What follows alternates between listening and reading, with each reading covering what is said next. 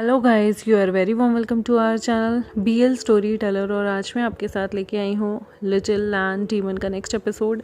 Guys, मैंने already life saver के 2 part share कर दिए हैं आप लोगों के साथ। आप उसे भी मेरे दूसरे चैनल जिसका डिस्क्रिप्शन में लिंक है उसे जाके सुन सकते हैं। इससे पहले मैंने आज शेयर्ड ओमेगा भी आप लोगों के साथ शेयर कर दिया है, आप उसे भी सुन सकते हैं। और एक न्यू चैनल है जो कि आर्या का चैनल है, जो कि 16 ईयर ओल्ड PL एक्सप्लेनेशन करना चाहते हैं, मंगा एक्सप्लेन करना चाहते हैं। और बहुत अच्छी बात है अगर वो इस सोसाइटी को प्रमोट कर रहे हैं तो उनके चैनल का डिस्क्रिप्शन में लिंक है, उसे भी ज़रूर सब्सक्राइब करें। मेरे चैनल को भी सब्सक्राइब कर दें अगर आपने नहीं किया है। तो आज की स्टोरी को हम शुरू करते हैं। जैसे कि आपने देखा कि हमारे जो लवांगची होता है वो वेवुशन के साथ बड़े ही प्यार से वापस आ जाता है। यहाँ पर वेवुशन और वो घोड़े पे आ जाते हैं। वांगची जैसे ही वापस आता है तो जियांग फेमिया इंतज़ार कर रहे थे वेवुशन का, और बाकी सब भी इंतज़ार कर रहे थे क्योंकि अब बहुत जल्दी वो लोग सेक्ट लीडर का जो क्राउन प्रिंस है वो घोषित कर देना चाहते हैं कहीं ना कहीं हमारे जंगछा को। और जंगछा भी बहुत खुश था कि वेवुशन टाइम से वापस आ गया है, क्योंकि जिनसे हमारा बचपन बीता होता है उनकी अगर प्रेजेंस ना हो हमारी बहुत बड़े ओकेजन पे तो कुछ अधूरा अधूरा सा रह जाता है। और इतने बड़े सेलिब्रेशन में अगर विंग नहीं होगा तो जंगछा के लिए वो चीज़ें थोड़ी सी अधूरी रह जाएंगी। यहाँ पर जैसे ही वो लोग आते हैं तो पहले तो जियांग फेमिया को वो करता है और उसके बाद तो वो सीधा जंगछा के गले लग जाता है। यहाँ पर जो लवांगजी था वो देख रहा था कि बाकी सारे उसके स्वागत के लिए कितने अच्छे से आए हुए हैं। वो विंग से पूछते हैं तुम्हें कोई प्रॉब्लम तो नहीं हुई? तो विंग कहता है नहीं, मुझे कुछ प्रॉब्लम नहीं हुई। लवांगची ने मेरी बहुत मदद की, लेकिन हाँ इसे थोड़ी सी चोटें आई हैं। मैं चाहता हूँ कि ये जल्दी से रिकवर हो जाए। यहाँ पर जियांग फेमिया कहते हैं वांगची, विंग ने तुम्हें तंग तो नहीं किया ना? विंग कहता है अंकल आप ऐसा क्यों सोचते हैं कि मैं इसे तंग करूँगा, बल्कि आपको पूछना चाहिए इसने तो मुझे तंग नहीं किया। यहाँ पर लवांगजी कहता है बहुत तंग किया इसने मेरा फ़ायदा भी उठाया। जैसे ही वो फ़ायदा उठाया बोलता है तो सबके मुंह खुल जाते हैं। विंग कहता है उसके मुंह पे हाथ रखकर उसे चुप कराकर ये बकवास कर रहा है, आप इसकी बातें मत सुनो। अंकल देख लो ना, ये इतना बड़ा भुक्कड़ है, इसने मेरे सारे पैसे ख़त्म कर दिए। इसके खाने को पूरा करते करते मैं बिल्कुल गरीब हो गया हूँ। अंकल आपको मेरी सैलरी बढ़ानी चाहिए और अगली बार मैं कहीं भी जाऊँ ना तो मुझे एक्स्ट्रा पैसे देना। ये बहुत ज़्यादा खाते हैं, मुझे नहीं पता था कि डीमन्स इतना खाते होंगे। यहाँ पर लवांगजी उसे जीप चिढ़ा रहा था। विंग कहता है तुम जीप कैसे निकाल सकते हो, मैं यहाँ का हेड डिसाइपल हूँ। लवांगजी कहता है मैं भी क्राउन प्रिंस हूँ गुसू का, और वो भी डीमन वर्ल्ड का। यहाँ पर वो ऐसे बोलता है तो लवांगजी जो है ना वो बहुत क्यूट लग रहा था। और वेवुशन उसकी तरफ देखता है और कहता है चुपचाप ना यहाँ पर मेरा हुक्म चलेगा, मेरे नीचे दब के रहना होगा, चाहे तुम डीमन हो चाहे तुम कहीं के राजा हो या कुछ भी हो। लवांगजी जीप चढ़ाते हुए कहता है बिल्कुल नहीं दबूंगा। अंकल पता है ये मुझे बहुत बुली करता है सारे रास्ते, मैं अगर बात भी करना चाहूँ तो ये मुझे मना कर देता था। और पता है उस एक घोड़े को शेयर करते करते मेरी कमर भी अकड़ गई। ये बहुत बुरा है अंकल, इसने मुझे पेट भर के खाने भी नहीं दिया। विंग कहता है जानवरों की तरह तो इतना ज़्यादा खा गए थे, इतना ज़्यादा ठूसने के बाद भी तुम इतने पतले दिखते हो। कौन मानेगा कि तुम्हारा बस चलता तो उस रेस्टोरेंट का सारा खाना खा जाते, भूखड़ कहेंगे। और फिर भी देखो कितना इनोसेंट बन रहे हैं कि मैंने इसे बुली किया है। अंकल अगली बार आप ऐसा कीजिएगा कि जब भी मुझे मिशन पे भेजना तो मेरे साथ इसे मत भेजना, और अगर आपको शौक़ है तो आप खुद ही इसे ले जाना मिशन के लिए। मुस्कुराते हुए जियांग फेमिया कहते हैं अगर तुम लोगों को इतनी ही एक दूसरे से प्रॉब्लम है तो डोंट वरी, अगली बार लंजा यहीं रह जाएगा, तुम अकेले चले जाना। यहाँ पर लंजा कहता है नहीं मैं भी साथ जाऊँगा। पर वो मुस्कुराते हुए कहते हैं पर ये तो तुम्हें खाना नहीं देता, लोटस पैर में तुम्हें बहुत खाने को मिलेगा। फिर भी लवांगजी ज़िद्दी बनी, बिल्कुल ज़िद्दी बच्चे की तरह कहता है नहीं मैं विंग के साथ जाऊंगा, मुझे सारी जगह घूमना है। मैंने कभी भी ह्यूमन वर्ल्ड को इतने प्यार से नहीं देखा, मुझे बहुत अच्छा लगा बाहर घूम के। वो तो मैं मजाक कर रहा था, विंग ने मेरा ख्याल बहुत अच्छे से रखा और मुझे कुछ होने भी नहीं दिया। हाँ बीच में मेरी तबीयत ठीक नहीं हुई थी क्योंकि मैंने अपनी सारी एनर्जी उस दानव को दूसरे वर्ल्ड में भेजने के लिए लगा दी थी, लेकिन उसके बाद विंग ने मेरा बहुत ख्याल रखा और विंग ने मेरी बहुत सेवा की। विंग हंस रहा था और कह रहा था देखा अंकल ये लालची है एक नंबर का डीमन, देखो कितनी जल्दी इसने अपना रूप बदल दिया। जैसे ही मैंने कहा कि मैं इसे बाहर घुमाने नहीं लेके जाऊंगा, और मैं आपको लिख के देता हूँ ये मेरी तारीफ सिर्फ इसलिए कर रहा है क्योंकि इसे बाहर का खाना बहुत अच्छा लगा है, चटपटा हो गया है एकदम। देख नहीं रहे खाने की वजह से? तो ये लो, ये देखो मेरी भी तारीफ़ करने लगा। मैंने सच में बहुत सारे डीमंस देखे हैं पर इतना भुक्कड़ डीमन कभी नहीं देखा। वांग जी गुस्से में यहाँ पर ना विंग के ऊपर साइड से कुछ चीज़ें उठाकर फेंकने लगता है और कहता है, यू तुम भुक्कड़, मुझे भुक्कड़ कहते हो, शर्म नहीं आती? अब अंकल एक बात बताइए ना, मेरी जितनी भूख है मैं उतनी ही खाऊंगा ना, मैं डीमन हूँ तो मैं ज़्यादा खाऊंगा ना? बताओ, अगर मुझे भूख लगेगी तो वांग जी को वो खाना चाहिए ना जो वांग जी खाना चाहता है।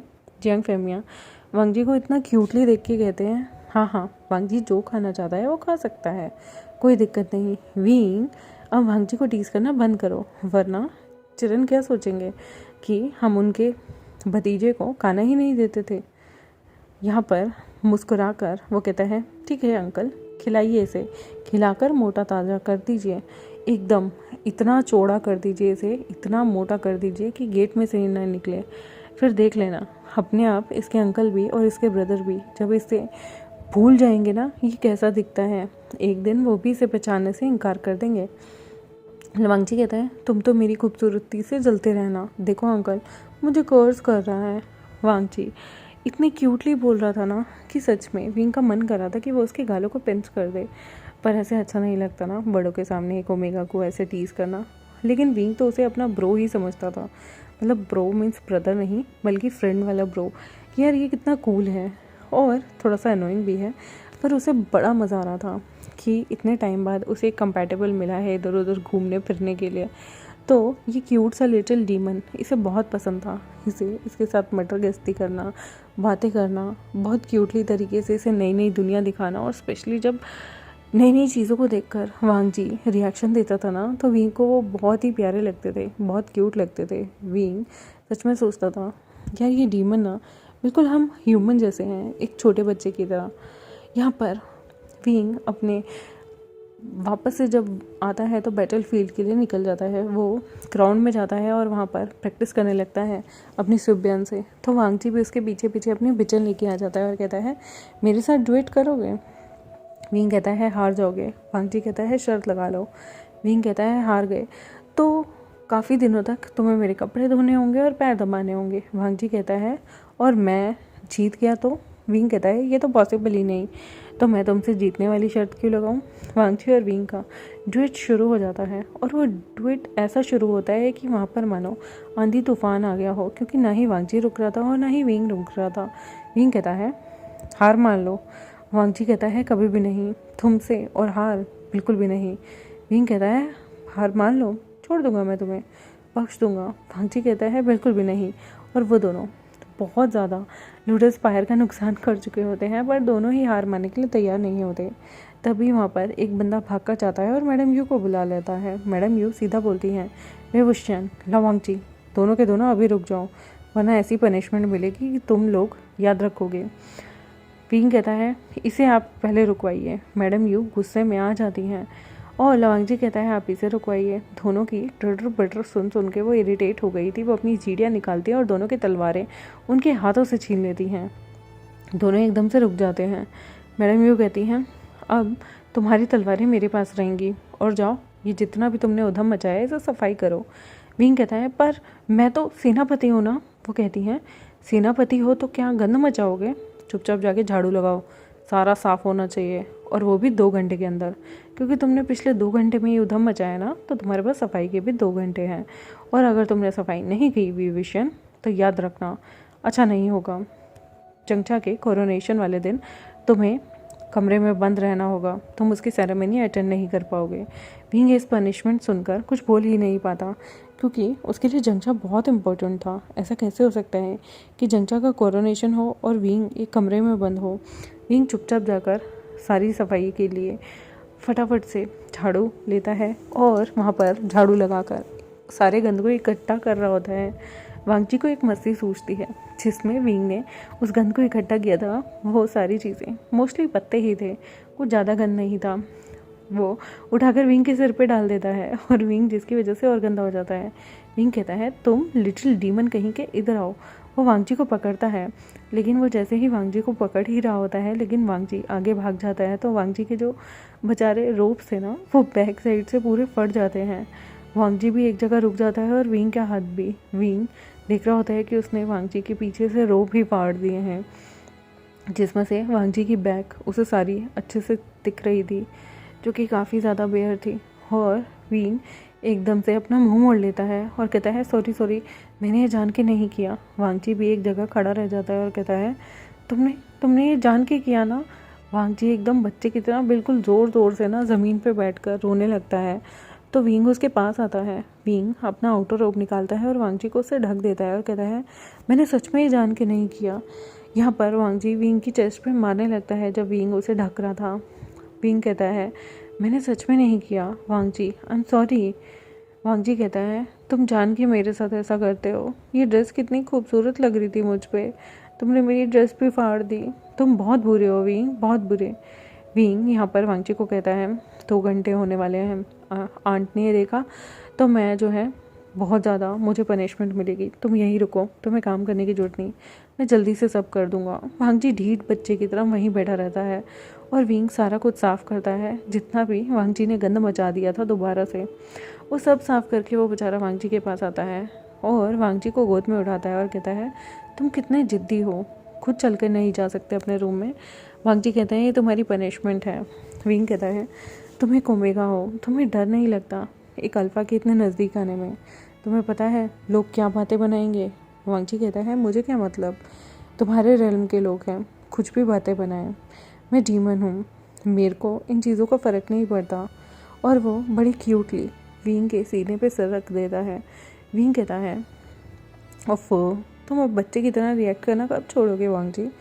वांगजी कहता है कभी भी नहीं, और सच में तुमने बहुत गलत किया, कोई और मुझे देख लेता तो, मेरे कपड़े फटे हुए हैं, मेरी क्या इज्जत रह जाती। विंग कहता है डोंट वरी, मैं कभी किसी को ऐसी चीज़ों में ऐसी हालत में तुम्हें नहीं देखने दूंगा, इतना तो ट्रस्ट करो।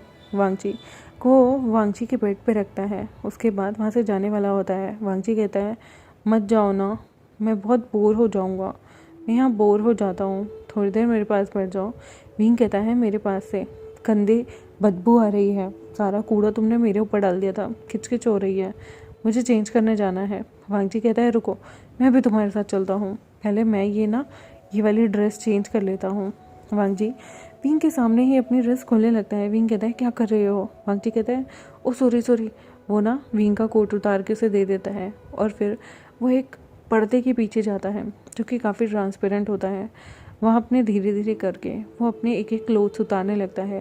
परछाई में विंग को उसकी बॉडी की शेप दिख रही थी। वांगजी जो कि अनअवेयर था, वो धीरे धीरे करके बिल्कुल क्यूटली अपने सारे कपड़ों को उतार देता है और दूसरे रोप्स को 2 डब्बे डाल के पानी डालता है और खुद के रोप्स को चेंज कर लेता है। वो जल्दीबाजी में ये भी नहीं देखता, टॉवल से अपनी बॉडी को भी नहीं सुखाता और अपने इनर रोप्स जो उसकी बॉडी से बिल्कुल चिपके हुए थे उन्हीं में बाहर आ जाता है और विंग से कहता है मेरा हाथ नहीं पहुँचेगा, जरा किधर आना, मुझे ना वो वाले रोप्स दे दो। वांगजी के रोप्स विंग उसे जब देता है तो विंग उसके बहुत करीब आ गया था। वांगजी की बॉडी गीली थी और विंग को वांगजी की ओमेगा खुशबू आ रही थी। विंग कहता है खुद से ले लो और पीछे हट जाता है। वांगजी कहता है दे दो ना, मेरे को ठंड लग रही है। विंग फिर उसकी हेल्प करता है और उसके बहुत करीब आकर उसे वो उसके रोप्स देता है।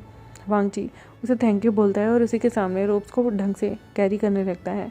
वांगजी ये भूल गया था कि विंग को उसकी बॉडी अभी भी बहुत अट्रैक्टिव लग रही होगी क्योंकि वो भीगा भीगा है।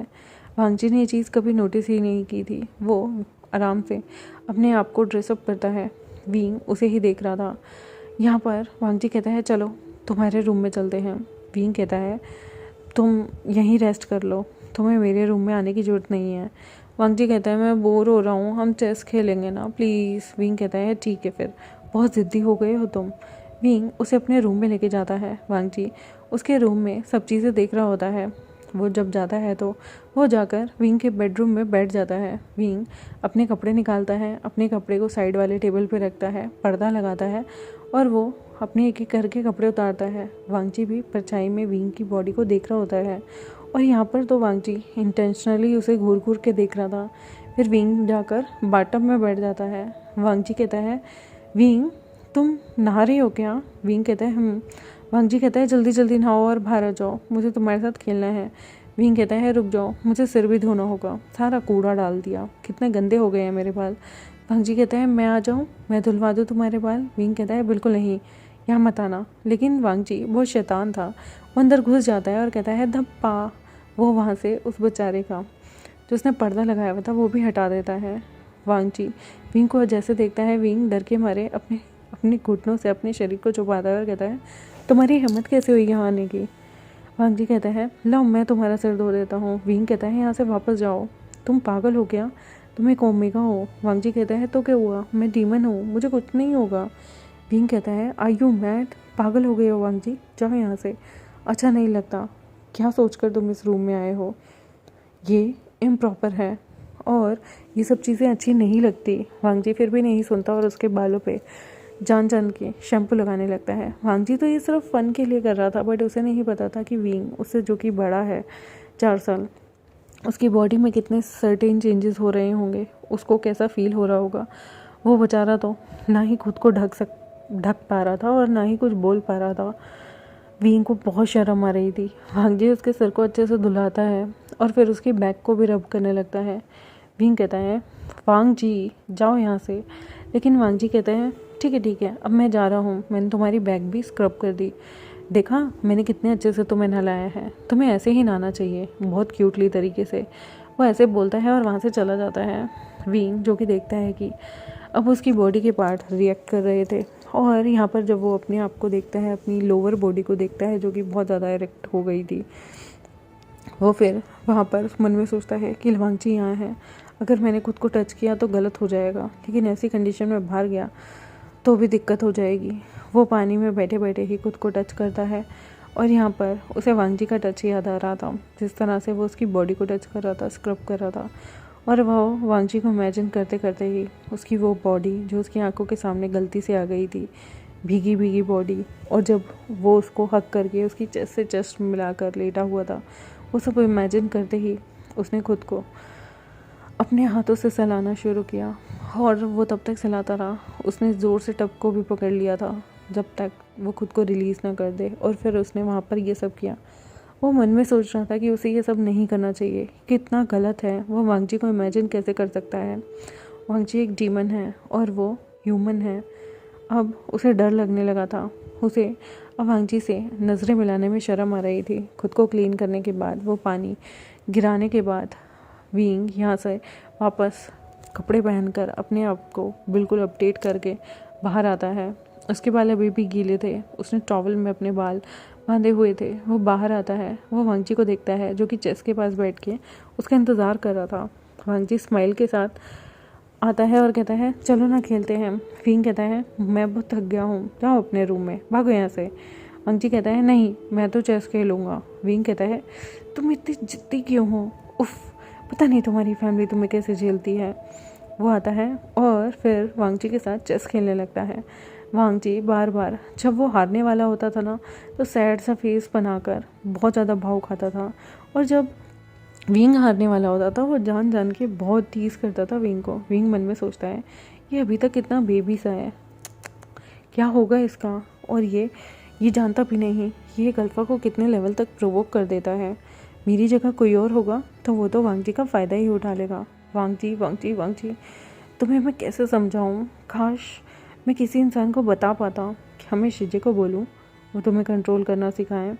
फिर वो बेचारा चुप हो जाता है, कुछ नहीं बोलता, और यहाँ पर वांगजी को वो गेम में खुद ही जीतने देता है ताकि वांगजी खुश हो जाएगा और उसके रूम से चला जाएगा। और ऐसा ही होता है, जब वांगजी जीत जाता है, खुश हो जाता है, तो वांगजी उसके रूम से हंसता हंसता वापस चला जाता है। विंग मन में सोचता है वांगजी आज तुमने क्या कर दिया, मैं तुम्हें सोच के ये चीज़ें कैसे कर सकता हूँ, शिट। वांगजी मुझे ना अब चंगचा के कोरोनेशन के बाद यानी कि ताजपोशी के बाद यहाँ से बॉर्डर्स पे जाना होगा।